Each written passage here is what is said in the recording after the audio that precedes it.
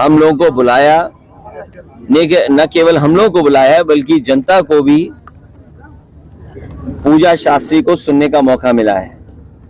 सबसे अच्छी बात यह, ग्रामीण क्षेत्र में लगातार इस तरह के आयोजन होते हैं, कार्यक्रम होते रहते हैं। इससे हमारा समाज जुड़ता है और जो हमारे धर्म की अच्छी बातें हैं वो उन तक पहुंचती हैं, ना कि वो जो भारतीय जनता पार्टी फैलाना चाहती है। पार्लियामेंट में अडानी को जांच को लेकर विपक्ष एक मत होकर ईडी और सीबीआई पे भी आरोप लगा रही है कि सरकार उसका दुरुपयोग कर रही है। देखिए, लोकसभा चलाने की जिम्मेदारी सरकार की है और इसलिए सरकार की है कि विपक्ष की लोकतंत्र में भूमिका ये कि सवाल करे, उनसे जवाब मांगे। ये जवाब क्यों नहीं देना चाहते हैं? और अगर ये बात कह रहे हैं कि विदेश में कोई बात लोकतंत्र को लेकर के कही गई है, आपके ही उत्तर प्रदेश के विधानसभा में संविधान में जो हमारे प्रेम्बल में लिखा है, समाजवादी देश बने, समाजवादी विचारधारा से देश प्रदेश चले, उसके बारे में उत्तर प्रदेश के मुख्यमंत्री जी ने क्या कहा? उन्होंने वो कहा जो इंग्लैंड की एक प्रधानमंत्री ने कभी अंग्रेजी में भाषण दिया था। हमारे मुख्यमंत्री जी ने इंग्लैंड की प्रधानमंत्री की अंग्रेजी की स्पीच को हिंदी में बोला, केवल समाजवाद को घेरने के लिए। तो क्या ये संविधान का अपमान नहीं है? क्या बाबा साहब भीमराव अम्बेडकर जी का लिखा हुआ संविधान के खिलाफ नहीं बोल रहे हैं सरकार के लोग? लगातार बोल रहे हैं कि लोकतंत्र को खत्म किया जा रहा है, विपक्ष लगातार आरोप लगा रही सरकार के ऊपर। वहीं राहुल गांधी ने भी विदेश में जाके लोकतंत्र की हत्या हो रही है देश में, इसको लेकर कहा था। इसको लेकर इसीलिए मैंने कहा कि अगर लोकतंत्र की हत्या हो रही है कि इंग्लैंड की प्रधानमंत्री का भाषण क्यों पढ़ रहे थे? हमारे उत्तर प्रदेश के मुख्यमंत्री इंग्लैंड की प्रधानमंत्री मार्गरेट थैचर, उन्होंने कभी कोई भाषण दिया था अंग्रेजी में, उसका हिंदी अनुवाद कर करके मुख्यमंत्री विधानसभा में संविधान को क्यों अपमानित कर रहे थे? क्या आप विदेशी प्रधानमंत्री का भाषण पढ़ करके बाबा साहब भीमराव अम्बेडकर जी का लिखा हुआ संविधान का अपमान कर सकते हैं क्या? ये अधिकार किसने दिया आपको? और फिर आज के समय पर यूट्यूब, गूगल, आप यहाँ जो बोल रहे हो सब दिखाई दे रहा है। अरे संभल में एक पत्रकार ने एक मंत्री से केवल यही तो सवाल पूछा था कि हमारे क्षेत्र में जो विकास के वादे किए थे, ये बीजेपी सच नहीं सुनना चाहती?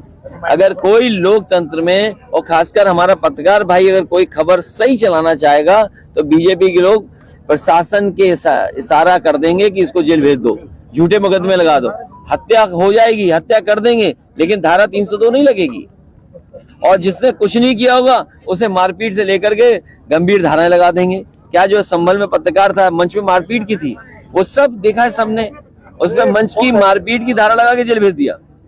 भैया 2 दिन से दौरा है आपका कलकत्ता में, दिक्कत हो रही है सपा के लोगों को। किसने कहा है? केशव प्रसाद मौर्य ने कहा है। देखिए, हमारे मंदिर में बन रहा है, हमारे लोग लोगों को, राम भक्तों को गोलियां मरवाना चाहते हैं। हमारे मुख्यमंत्री जी ने एक शूद्र को अपने बगल में रखा हुआ है।